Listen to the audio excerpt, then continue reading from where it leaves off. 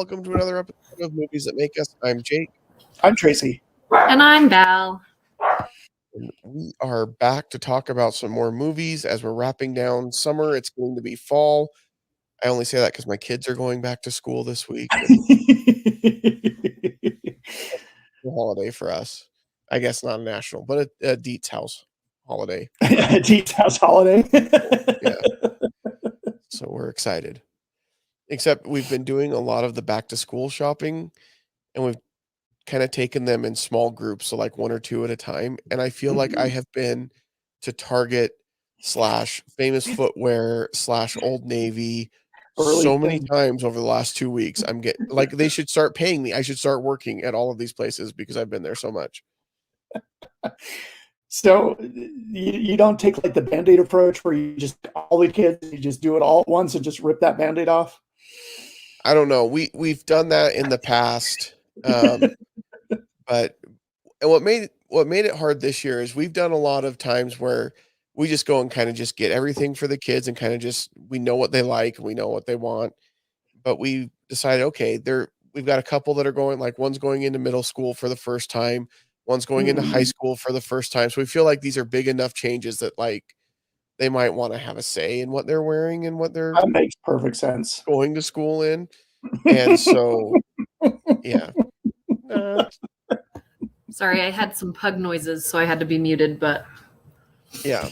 I haven't done any back to school shopping yet. Usually I go during back to school and get all of my school supplies, even though I'm not in school, but I love pens and paper and sticky notes. And that's like my favorite time of year.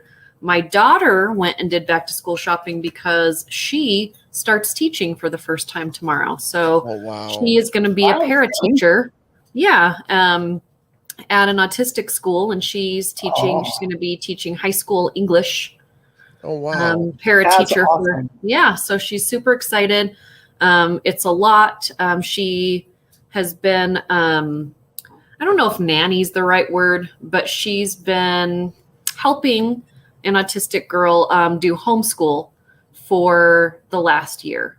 And this girl is just an amazing girl, and she got into this autistic school. So then Sammy applied to work there and got in, took all the tests and did everything she was supposed to. So she starts, and she's only like 2 years older than these high school kids. So that's exciting. Good for her. Luckily, she has a badge to differentiate her from the rest. So people will know that she is an actual employee and not one of the students. And she looks young too. Sammy looks very young.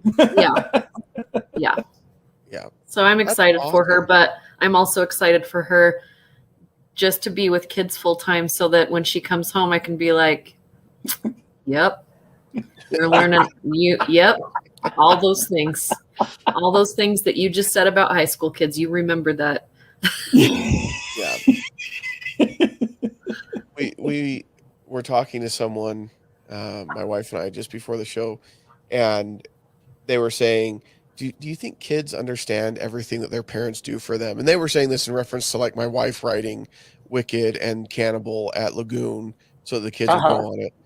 And I'm like, after this week, no, absolutely not. They have no idea because like, I mean, kids are great. They're awesome, wonderful, and whatever. But we bought so much stuff for them. And on Friday night, my daughter's still like, I'd like to get some more shoes. Are you serious? Like, not, hey, thanks, Dad, for all the cool stuff that you got us. Like, yeah, no, I mean, I've apologized to my mom at least 30 times in the last 2 weeks. Just like laying in bed, like, Mom, I am so sorry for what I did to you in my 18, 19, and 20s. Like, I get it now. Yeah. I mean, my kid is a great kid, right? Mm-hmm. But we don't know, and then we get to the point where our kids are that age and you're like, I was a jerk. Yeah. I need to apologize to my parents. Yep. True. But on the school supply front, you mentioned that they had Trapper Keepers this year. Oh, again? Yeah. So I was really excited. They started having those a couple of years. I might have to go get me a Trapper Keeper. Yeah. I didn't know. Like I sat there and I looked at them for a good 10 minutes thinking, what in my life am I involved in that I could use a Trapper Keeper for? And I but I got one for my daughter, so she's taking it to school. And What do she's you gonna use mean? it. You could use it so much every day. It's just an idea book. Like you could just carry it around and then you open it up and you're like, oh, got an idea for our podcast. Write it down. Write it Oh, down. got an idea for Fan X. Oh, Put it in the Trapper Keeper. Yep. well, I'm going to take over the world tomorrow. Write down your plan. What cover did she get? All the ones that they had are like 90s style geometric shapes, like Yes. kind of I am so covers. I came from the store, but I am leaving as soon as we are done here. Yeah. That's like Screw making dinner for everybody. I am going to go get me a Trapper Keeper. you're on your own. They did also have some Lisa Frank stuff again, and I was like, oh, and I showed that to my girls, and they're like, yeah, Boo. all right, so you're not Lisa Frank girls, got it, no problem. Boo. Fine. Jeez, Dad, come on. Yeah, apparently. But speaking of back to school, we are talking about a movie today that starts with somebody going back to a new school. Yeah. In Spider-Man Into the Spider-Verse, which is, we talked about this last week on the show. It is so weird that we have not talked about this movie as an episode. Yeah, I don't even know. I think we've just brought it up so much that maybe I thought we had. And we've talked about Spider-Man in general a lot. Right. You know, and done episodes on Spider-Man, but Miles Morales, like I just can't believe it. Like, but it's my birthday month, so guess what we're doing? You won't hear us complaining. Yeah, I was going to say it took a lot of convincing on your part. Like, we really had to have our arms twisted to get on board with talking about this movie. Not at all. Like, I think all of us loved this movie quite a bit and enjoyed it quite a bit. And it's one that a lot of people really love. I think when I heard that they were doing this movie and they were bringing in Miles Morales and it was going to be an animated movie, I had no idea what to expect from Sony. Right. Because this was going to be outside the MCU. And I think I just didn't know. And were people going to buy into this different Spider-Man where we're just getting to know Tom Holland and his Spider-Man? And it's an animated movie. Yeah. So, you know, there was just so many things that I think was pretty ballsy. I'm going to say it again. Pretty ballsy by Sony because they often don't take a lot of risks when it comes to certain things. Right. They make good movies. I'm not against Sony at all, but they make bad movies. All right. Wow. Give it up to Tracy. For the most part. Let's be honest. A lot of their movies are not good. This is an exception. Now I'm going to look up. I want to look up a list of Sony movies. Outside of any Spider-Man movies, I'm not sure I know a lot of Sony movies just off the top of my head. Yeah, that's kind of their cash cow right now. Yeah, you can check into Disney Plus now and watch some of those. But this was a big risk because not a lot of people know the Miles Morales story or any of that whole world. We do know Spider-Man. We do know Spider-Gwen. Most of us, not a lot of, it's not a mainstream anything, it's a geek world thing, but like as mainstream characters go, it's just not. And for it to be an animated movie that is for kids, but it's not like, it's not for little kids. It's not like Teen Titans or, all these other kind of superhero things that you get to see. And so I was excited, but at the same time I was like, please don't fail because I really want this story to happen. And so when we got to go to the critic screening and it was a full house and people were so excited. And I know a couple people that I invited, were people of color and brought their kids and were just like crying by the end because it was, a centric character that they could see themselves, on the screen, which was really, really cool. And it didn't suck. It was amazing movie. And the soundtrack, like I said, on last week's episode is one of my favorite soundtracks. So, and I love how they open up with music right away. And I think that they had the studio went with a song that had already been out and a hit for at least 6 months. And I mean, when they planned on it, I'm sure they didn't know, but the song released first. So everybody was familiar with the song. So it made the scene with that song even more cool because we all do the same thing with that Sunflower song. Yes. Well, and it's also, I love that scene because I think you're right. I think everybody does that with Sunflower, but I also think it's some of the most brilliant like product placement stuff that Sony, because Sony, like, what headphones is he listening to? Well, now you want to get the Miles Morales headphones, which are the Sony headphones, and and everybody wanted to get those Jordans again because I still want them. Yeah, freaking expensive. yeah. I want those. Them. Yeah, yeah, and just some great stuff like that. But yeah, I love that they open with that song, and I love that it was familiar, and it immediately draws you in because of that.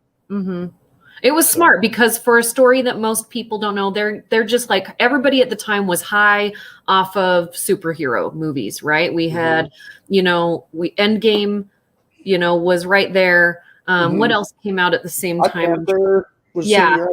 Like we were all just kind of on this high of, and then you hear, okay, there's a new Spider-Man, animated movie coming out. And so we just went just hoping that it was going to be, we had high expectations because of everything that we had seen up to that point from Marvel, and it, I don't know how to explain it. It, as an adult, because I didn't go see this with any kids. Like I invited kids of other people. I gave them tickets that had kids so they could see it. But I went with this just as an adult, with some friends and critics, and just absolutely loved it. And by the end of the movie, I really got, like, I love the message of anybody can be a superhero. And that's why I love Spider-Man so much. Yeah, he got bit by a radioactive spider. But I mean, that randomness can happen to whomever, depending on what Spider-Man story you're following. But with Miles, he looked up to this person. And it was kind of, I don't know if I want to say it as a rebellious cause against his father, because his father is a police officer, and so he just thinks that Spider-Man is just in his way, like, who is this ridiculous nonsense person, trying to do this stuff? You shouldn't look up to him. And he does look up to him, but he also is his own kid. Like, he's making stickers. He's, into graffiti art, tying his shoe, not tying his shoes. I totally steal that line every time. It's a life choice. Every time somebody says my shoe is untied, I'm like, it's a life choice. And I just keep walking, there's so many things. Like, I feel like he is just a regular kid, not looking for any of this to happen, has the same kind of heroes we all have, and just trying to get through the day.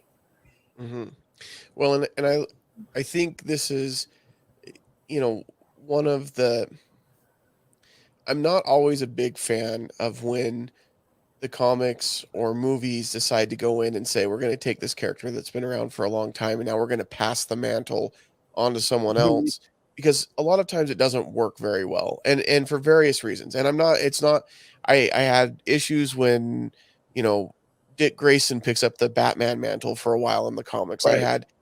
So it's not a female color, race, none of that. I just have struggles with it sometimes because I like the original, and I kind of feel like, let them be their own man, or woman. Again, not a gender thing. Person. But yeah, be their own person. But with this, in the comics, this is one that has worked for a really long time, because Ultimate Spider-Man's been around for, over a decade in the comics. And it worked because they took what was so great about Peter Parker as Spider-Man and said, what makes him great isn't that he was a white kid in Queens or this or that or anything. What made him so great is we are all, like you said, Val, anybody can be a superhero. We are all like Spider-Man, in that none of us have any idea what we're doing from day to day. And we're all just trying to figure it out. And that's what made Spider-Man great, is he was a superhero that was doing the same thing. And so you could retell that story with anybody and tell it in a different way. And I love this version of Spider-Man. I love Miles Morales, and I love, Peter Parker has this kind of awe and respect for his Uncle Ben, and a lot of the guilt that happened with his Uncle Ben is what drives him as a hero. And Miles Morales has an uncle that he's got a relationship with, and it's a very different relationship. Mhm. That's a little bit of that rebelliousness against his dad. Like, well, this uncle of mine is cool and dad doesn't like him. And so that makes him even cooler because dad Right. doesn't like him. And I think in the end, he realizes how much he appreciates his dad and his family and everything else. But it's just a very different story. But at the same time, what makes Spider-Man great is still there at the heart of the story. Right. And it just goes to show you that being a hero is more than just the superpowers or the origin. There's a lot more to it. Yeah, and I love how they keep with the kind of background of what we love about Spider-Man is that he's kind of just an awkward kid. Yes. You know what I mean? Like, he's this awkward kid, and Miles Morales is so awkward. When he gets into this new school, he's going to this private school now, and he doesn't want. He wants to walk in, but his dad drops him off in the cop car. Yes, I love that scene. And then he's all, love you, son. And the son gets out of the car and he walks away, and then he gets on his face. I'm not going to leave till you say it back.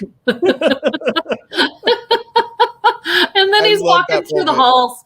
He's like, I don't know, just happened. And everybody's talking about it. And then he meets Gwen. And, for the most people that haven't read any of the comics, your idea of Gwen is Emma Stone from Amazing Spider-Man, right? Mhm. And not a bad character. I just rewatched these movies the other day. And there's a lot of good stuff that I like about these movies, and then there's a lot of just really bad choices that were made. But I think Emma Stone made a really good Spider-Gwen. The only issue that they had, or Gwen, I guess she wasn't a Spider-Gwen, but Gwen Stacy. The only issue that I had is, one, they killed her, and two, they just made her a girl to be saved. They gave her all these strong qualities, all these super smart qualities that she has, and she can save the day and all this stuff. And then, they make her a damsel in distress, and then they kill her. Yeah. Yeah. Yeah. I mean, but those were the movies that they were making at the time. That's what they thought were going to sell. They were basing it on the comic book stories from, way back, like in the 80s. And, and where that's the story that they had with Gwen Stacy. And I think it's a classic example of, okay, take the bones of that story and now build on it for today. And don't just, exactly. What was appropriate and okay back then, we've evolved. Yeah. And it's okay to have. And I really think they had so much, and this is a whole different episode, but I'm going to tie it right back into what we're talking about. But, Amazing Spider-Man 2, they gave Gwen Stacy so much backbone and backstory and all of these things that could have propelled that story into an Amazing Spider-Man 3 with Gwen Stacy then turning in, to Spider-Gwen or more of a superhero. But that was too much for studio heads to think about at that time, like that, to have a female do that. And now you've got this other version of Gwen Stacy where she has her own comic books, that she is a superhero. And now we're in Miles Morales where we have all these different multiverses. And I was really excited when I found out we were getting multiverses with Miles Morales, because now we are really going to see that it does, like Jake just said, it doesn't matter, who you are, where you're from, what your story is. You could be a version of Spider-Man. And we see all different versions in this, and it's so much fun, to see, Gwen Stacy and to see him. But then we have, I want to say, what's the Noir Spider-Man? Spider-Man Noir, which is just super fun. And then you have two different versions of regular Spider-Man, which is also really fun in its own way, because it kind of goes back in the way of, kind of what if is going through right now. And it's like, what if like Spider-Man's life would have taken a turn for the worst, and now he's this, dad bod Spider-Man, just trying to get through the day. And so I really like how they had so many stories going on in this one story, and we could follow it. It wasn't too much. We got to know the characters. They had such good outline structure and writing in this, one Sony Marvel movie than the last 7 DC movies. And I know that I'm always putting DC down.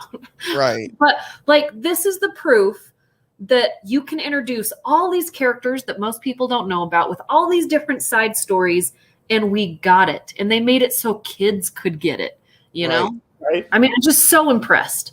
Yeah, it's so true. And they didn't overthink it, and they just did it just right. And I love the different spider people, creatures that we see. Spider Pig. Spider-Ham is the best. Spider-Ham's the best. I love his origin story because he was a spider who was bitten by a radioactive pig. And that's how he became Spider-Ham. And that's just awesome because it's the opposite of every other origin story. Right. And it was great. I saw an interview once with John Mulaney, and he said that his agent contacted him and said, "Hey, we've got a role for you in a superhero movie." And he was like, "All right, I'm interested. I always wanted to be a superhero." And they're like, "It's animated." And he's like, "Okay, no problem. I can do that." And then they would not tell him any details, though. He had no idea what character it was going to be until he got there. And they didn't tell him anything about the character. They just said, "He's a pig, and we want you to just go for it." And so he said he riffed for like 15 minutes, just coming up with lines and phrases. And then he stopped and he turned to the directors and he said, "Now, what is this going to be rated?" And they said, "PG to PG-13. And he's like, "So you can't use any of that I just said." Like, Yeah. "No, but it was really good. Congratulations, you got the job." Which is great because from an acting standpoint, this is John Mulaney's best work, hands down. Oh, wow. I think John Mulaney's brilliant. I think he's hilarious. I Yeah. think as a comedian and as a writer, he's just fantastic. But As this an is his actor, best acting work. Yeah. Yeah. I mean, and he's up against, I mean, there are some great actors. We have Jake Oh, yeah. Johnson, who I'm a huge fan of Jake Johnson, I think. And this is not the singer Jake Johnson. This is actor, comedian Jake Johnson. You've got Nicolas Cage, Mahershala Ali, Liev Schreiber, who is one of my favorite actors. Oscar Isaac, who is cast as interesting person, which is funny. Catherine Hahn, and we just saw her in WandaVision, and she plays, I mean, a character that's supposed to be male, but they have her Olivia Liv Octavius, which is fun. Of course, Stan Lee, Lily Tomlin, and Haley Steinfeld, which to me, this is Haley Steinfeld's best work. I'm not a huge fan of Haley Steinfeld. She's been in a lot of movies and she's cute.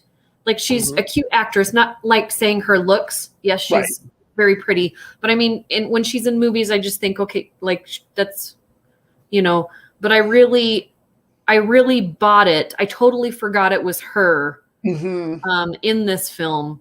Yeah. That's the thing that I loved about this as compared to a lot of Sony animated features is they typically will just hire names to be the voice actors.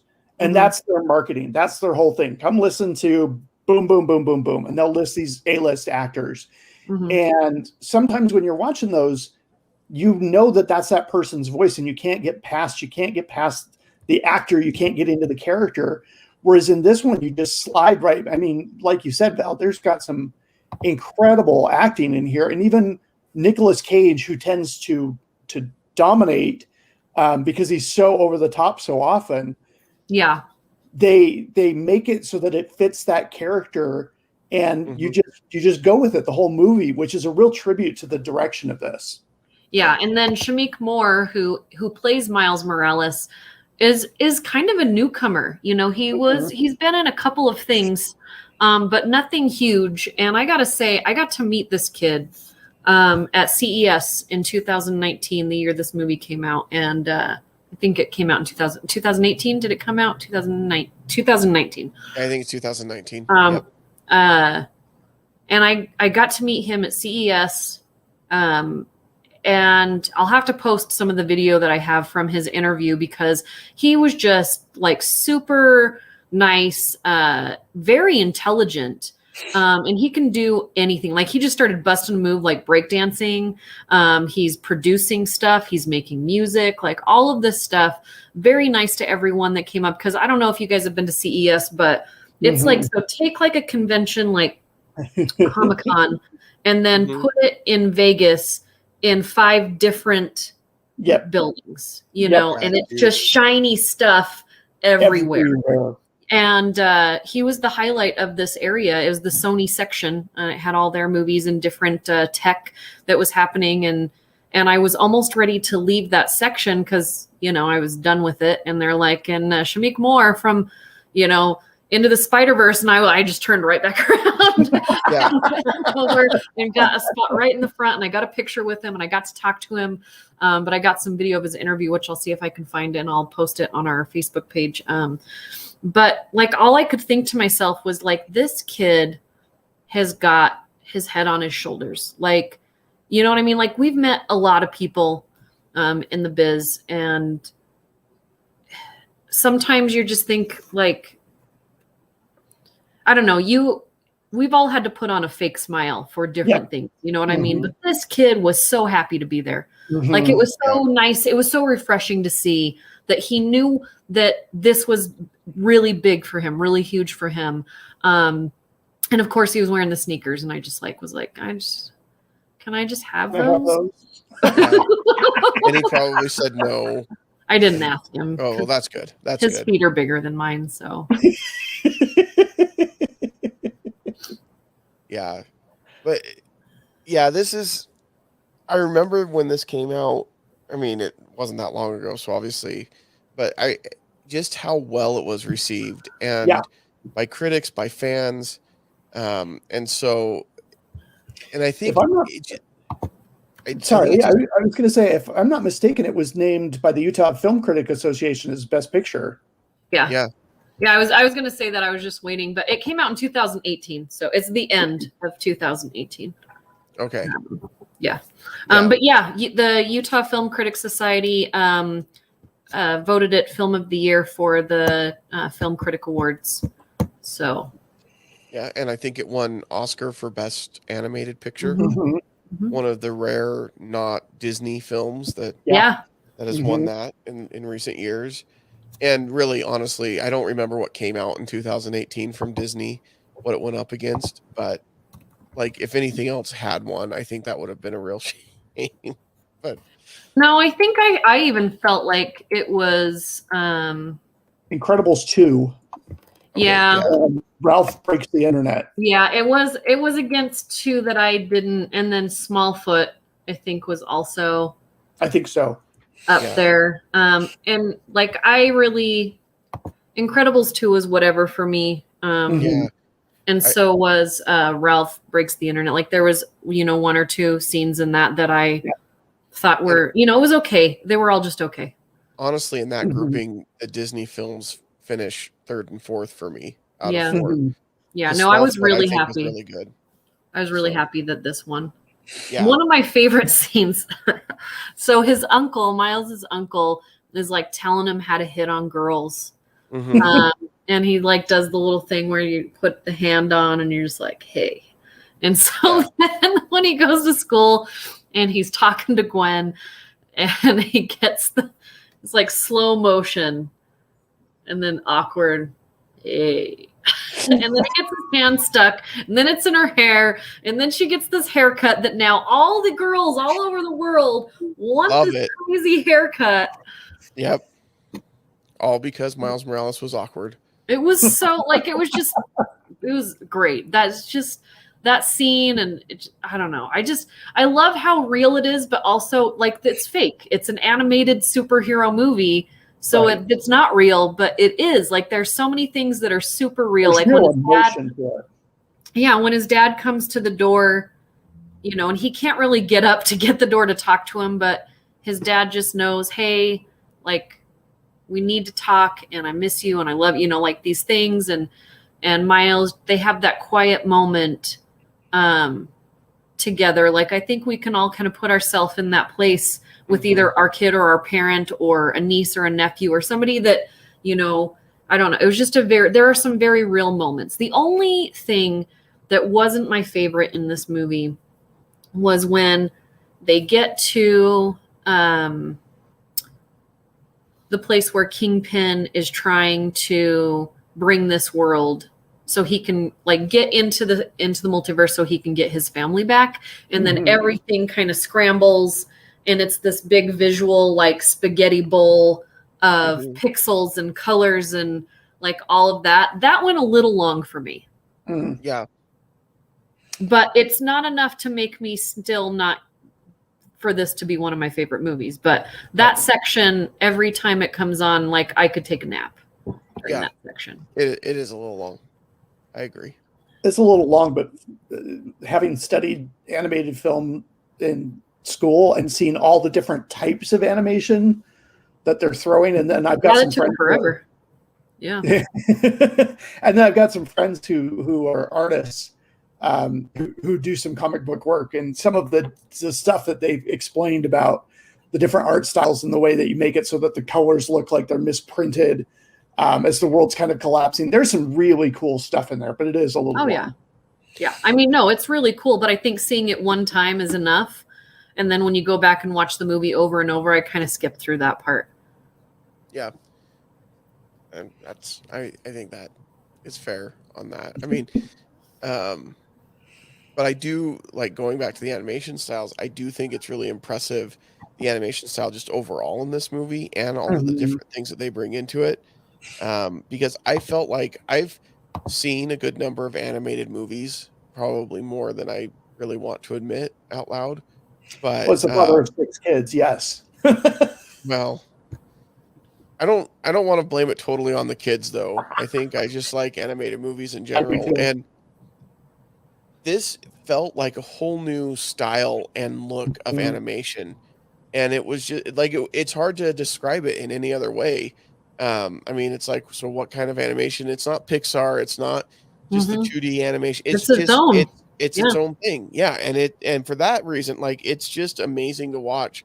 You just have to appreciate the talent that went into it and the hours of work that went into it, for sure. Yeah. You forget that this is a computer doing ones and zeros, making this. It looks like it's handcrafted in a lot of those scenes. But there's no way you could actually hand draw some of that stuff. So the fact that they were able to create that is fantastic. Can we talk about Lily Tomlin as Aunt May? Like, the writing of Aunt May in this story is fantastic. Like, I'm afraid of her. She could kick my butt. Like, she's not this like just kind of quiet Aunt May that's kind of just, I just gonna take care of you, and you know, like, she is like a kick butt Aunt May, and I absolutely loved it. You know, and when she takes him down to, you know, the backyard, they go down into the spider realm, whatever. Like, it was just really, I don't know. I love Lily Tomlin. Right. But this I really liked because we've seen all the Aunt Mays, right? We've seen all the different structures of Aunt Mays through the years, with all the movies and comic books and everything. And I really like this one. I like how they didn't go with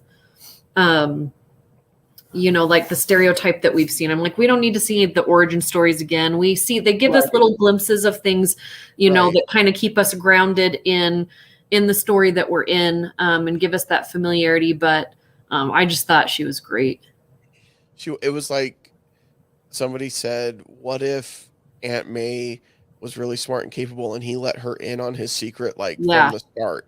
Yeah. And how much better would he be as Spider-Man, because Aunt May, and she kind of becomes the Alfred to his Batman in a lot of ways. Yeah. And I loved it. Yeah. I told you to take it outside. I love the scene where they're going down there in the spider lair thing for the first time. And the Peter Parker that's there is like, oh yeah, I've got a shed like this in my backyard too. And then they go in and no, not like this at all.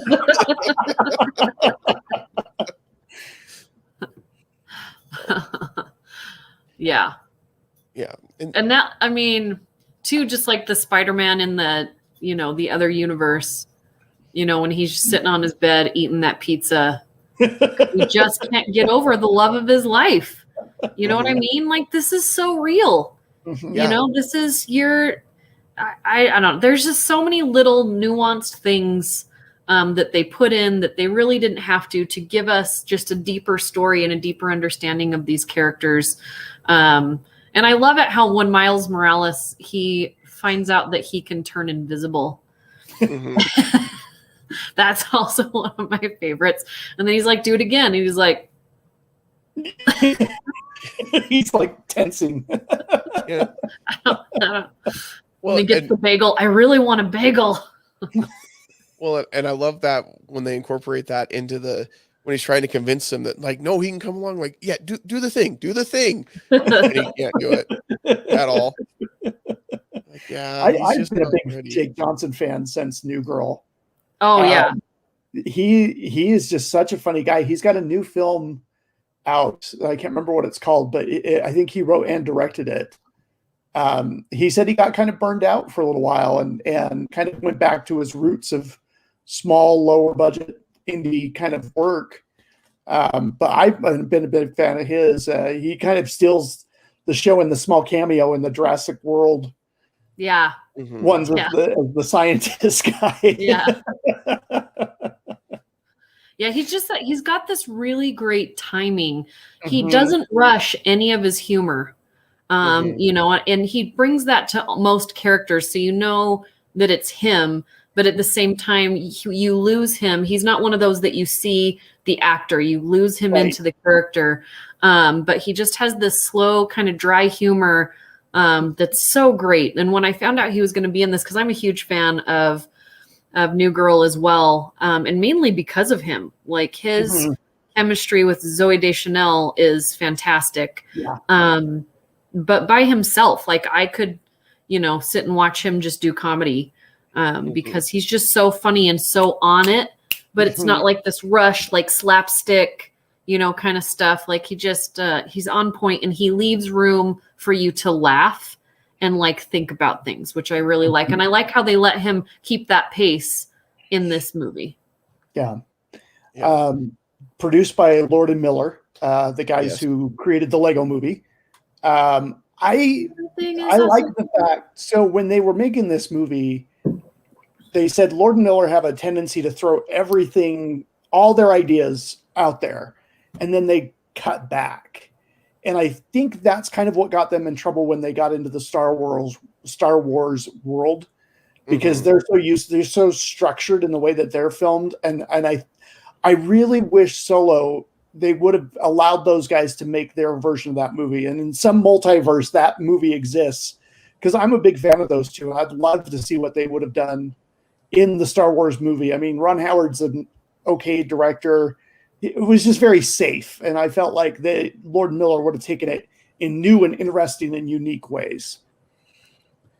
And, for sure. And I think that I really like their style as far as the animated movies that they've done.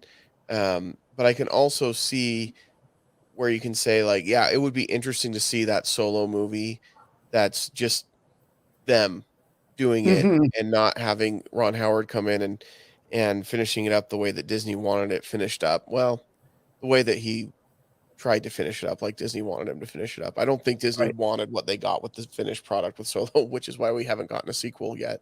But it would be interesting to see that. But I really like it when they're just playing in the sandbox that they've played in with the animation, because what they've come out with, you know, you've got Into the Spider-Verse, you've got the Lego movie, you've got the new one that was just out on Netflix, and I was just trying to look it up. Mitchell's versus the Machines. Yeah, Mitchell's versus the Machines, which is one of my favorite movies that I've seen this year. Like, it is just a fantastic movie from start to finish, and they just have a unique way of looking at the world, and the stuff that they put out as a result is just really interesting. And, you know, maybe they could do something live action that would be really, really along those lines and would be really great, but I'm okay if they never do, too, if that makes sense. I'm not against it though either, but I don't know. I just like what they've done, animation style. So I agree. I love the coloring of the film. I do love, I mean, we keep talking about how different the animation is, but I think it's one of the closest comic book style animated movies that we've seen, where you still get that comic book feel, but then you get this new kind of animation that it's just so interesting to watch, and the coloring is so great. The soundtrack just hits on point with everything. And just the family, you know, I think Spider-Man is probably one of the most family-oriented superhero stories out there. There are a lot of them, but I think this one specifically is. And I love how his parents want to be very involved, you know, and then of course he loses his uncle, which kind of ties into, you know, the other, like Jake said, the other Spider-Man story with Peter Parker. But he still has his parents, you know, which isn't, that's not a normal thing. Usually you have one or the other, you know, and his mom's name is not Martha. So we've got that. Also a win. Why did you say that name? I really like that too. And you brought up that Spider-Man is a very family-oriented superhero. And I think that's, and you're right, there are a lot of those out there, but it seems like this day and age, there's been a lot of push to like, how can we make these superheroes more adult oriented? Like one of the big ones for me is Superman. Zack Snyder's version of Superman is he wants him to be in an adult oriented movie. And I don't mean that it's like overly adult themed or things like that, but like that's what Zack Snyder wanted for Superman. And with Into the Spider-Verse and even with the Disney MCU Spider-Man movies, I feel like they're saying, we know that this is who our character is. We know that this is our audience, and we're not going to run away from that. We're just going to lean into it and give you what you want from this. And what you get is there are some very grown-up themes in this movie. Like you mentioned the Peter Parker who's just not able to get over the love of his life. Like that's not something that my 5-year-old has dealt with yet in his life. But it is something that most of us can look back on at our age and say, oh yeah, I know that feel. I know exactly how he's feeling right now. Yeah. And we can relate to that. But at the same time, it doesn't take it from that family oriented feeling. Yeah. And I think, go ahead. No, you go. I was just going to say, when we were talking about the scripting of the film, I love how each of the individual Spider characters gets their own look and feel and sound. Like Nicolas Cage giving the very noir based dialogue, you know, the winds, the leaves rustling through the ground. And I saw an interview with him once, and he said they were directing him and they kept wanting more from him. And so finally he said, oh, okay, I got it. And they said, you good? And he said, yep, you want the full Nicolas Cage. Here we go. And then they did it, and that's what they Well, yeah, we're not hiring you for the half Nicolas Cage. We'd like we want the full Nicolas Cage. Fully caffeinated. And I feel bad that he's even got to specify that, because that means he's worked on movies where someone's like, we don't want the full Nicolas Cage. You're going to need to pull back a little. And listen, no one puts Nikki in a corner, okay? You just got to deal with what it is. I could have gone easy and said nobody puts Nikki in a cage, but that just felt like it was just too much hanging on the fruit. That would have been a good dad joke, though. Yeah. But I just love the styling of each of those characters, and they have their own look and feel, but it's still part of the cohesive whole. Yeah. Yep. I want to do, let me grab something really quick, because I kind of want to do a little shout out. We have an unplanned exit. I know, but it's going to be worth it. It's going to be worth it. So Remnants is coming out this weekend with Hugh Jackman. Yes. I get to see it on Tuesday, but the studio sent me something, and they didn't tell me what they were going to send me. And this thing is really heavy. But this is what they sent me. Holy cow. And they had to have gone to my Facebook page. That's me and Dave. Let me do this. Holy cow. Oh my gosh. And like, see how it's That's like really cool. and That it's is seriously awesome. heavy. Like this Yeah. thing is heavy. So I Yeah. haven't seen the movie yet, but the gist of what I think this movie about is Hugh Jackman is a scientist and he is able to catch moments Mhm. of your long lost love in time, and then Yeah, you he's can able go back. to go back through his memories and time travel type of thing. It's, Yeah. So I they get went the to my feeling like- Facebook and captured a memory and froze it in time, That's and then cool. sent this to me. That's Yeah. cool. That's some creative, well done It- marketing right So there. now I have a weapon. Yeah. Yeah. But they Well, only sent it to one person, one critic in Salt Lake City, and they sent it to me. So Oh, that's Wow. cool. nice That's little cool, wedding though. wedding gift from Warner Brothers. Yeah. That is cool. And what's cool about that from a marketing standpoint is how much stuff do you get that you're like, I can just give this to somebody else and give it. You can't give that away. I mean, Right. I'm like, here you go. yeah. I'm going to tell you though, I've never given away my Starro sunglasses. Oh, Starro the good. Conqueror 'Cause I just sunglasses. gave That those is here to to stay. I may not wear them all the time, but I am keeping those bad boys. That's for sure. Nice. I like that you leave the doubt in there, though. I may not wear them all the time. I mean, I might, but I'm. You can't see out of them. It's Like, hard to see. It's very. There's lots of little dots and everything, but they make me laugh. That was good marketing too. But that's really cool from Warner Brothers. That's awesome. Yeah. Oh, I don't have a pair with me, but I have a whole bag full of movie stuff. Oh, and it's so exciting because I will have another thing to share with you guys. In a couple of weeks, there's another movie coming out, and they're sending me a pair of shoes Ooh. that might be my wedding shoes. So we will see. Well. Well, that's interesting. Yeah. Yeah. We'll have to. Sorry, somebody just walked by. I was wondering. We'll have to check those out. I'm excited to see what your wedding shoes are going to be now. Yeah, no kidding. I hear Dave's got quite the good outfit for the wedding.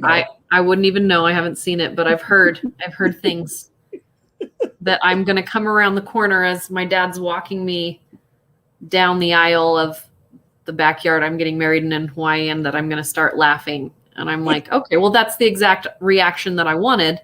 Yeah. I mean, you know who you're marrying, so right. this seems on track with like everything that you've shared with us about him. So I think it's great. It's great. Well, let's give a grade to this movie. I have a feeling this is going to be a pretty high grade, but we'll start with. You want to go first, Val, as the birthday girl? Sure. I mean, I'm sure you guys know what my grade is. I give it an A. So. Yeah, like I said, I think this is going to be pretty high from everybody. All right, Tracy, bring us back down. I think we've only given one show where everybody gave an A. I think two. There have been a couple. Yeah. Right, but it's a handful. Yeah, it's not a lot. Visually stunning, interesting character development. I loved how they flipped the Doc Ock. Catherine Hahn, which we didn't talk much about, is an incredible villain before she even got into the WandaVision. Really creative script, really funny, really heartfelt. Solid A for me. Yep. It is an A for me as well. This is definitely a modern movie that I think does matter. I think it's a movie that has had a huge impact on a lot of people in a very positive way. It doesn't dumb it down. It makes it entertaining. It makes it fun. But still kids love it. Like, this is my 5-year-old. It's his favorite Spider-Man. He loves Miles Morales as he tries to save Morales. I love that. It's like Morales, something. Anyway, he gets close. He's getting better, but he loves Miles and he loves this Spider-Man. He wants to dress up as this Spider-Man for Halloween. Oh, so I mean, it makes a big difference. You're gonna have to send me photos. Yes, totally. Sure. So we're gonna have the same Halloween costume. Just kidding. but I just think that this is just such a great movie. I agree that it's an A, and there you go. This is a AAA rated. Yay! Verified air. Make us. So. Well, we couldn't give anything less for Val's birthday. No. Well, but this movie earns it. Like, I don't want to put any kind of like disclaimer on why we gave this an A, except that this is just a really good movie. There was no sliding scale based on her birthday presents. No. Yeah. Yeah. And I'm excited because my birthday's next week, and the movie that we're going to be doing my birthday week is one that we all enjoyed. I'm super excited about Free Guy. So we're giving you the hint now. Go watch Free Guy because we're going to be talking about it, all the things, all the spoilers, some of our favorite scenes, music, all the stuff. There's so many Easter eggs. Like, I've seen it twice. I want to see it again and just go in with a notebook this time. Yeah. And I think this is one that you've got to go see it on the big screen too. Yeah. I mean, I don't Well, you know have to right now. So yeah, you have to. It's not streaming anywhere, so you've got to go see it on the big screen, but don't wait on this one until it is streaming. Like, it's worth it to go see. I mean, there's at least one character that doesn't even fit on a small screen, I'm pretty sure. So you have to go see it on the big screen to get the full effect. But yeah, this is a fantastic movie, and we're excited to talk about it. But Into the Spider-Verse is also a fantastic movie. So watch that and then go see Free Guy in preparation for next week so you can enjoy our conversation then. So in the meantime, follow us on all the places. Subscribe to us on YouTube. Leave us a like and a comment on the video. Let us know if you've got any feedback for us. We'd love to hear it. You can also reach out to us on Facebook or on Instagram, where we are at Movies That Make Us, or you can find us on Twitter at Movies Make Us. So we are everywhere on the internet. Not in a creepy way, like we're going to steal your photo and send you a big plastic acrylic. If you're going to steal somebody's photo from the internet, do something cool with it. Yeah, exactly. If you're going to steal somebody's profile picture, do something cool with it. Absolutely. Al's singing us out on this one. I love it. I mean, I wouldn't say that that's singing. It's pretty close. It's what Miles is basically doing at that point in the movie. So right. We won't see you at the movies.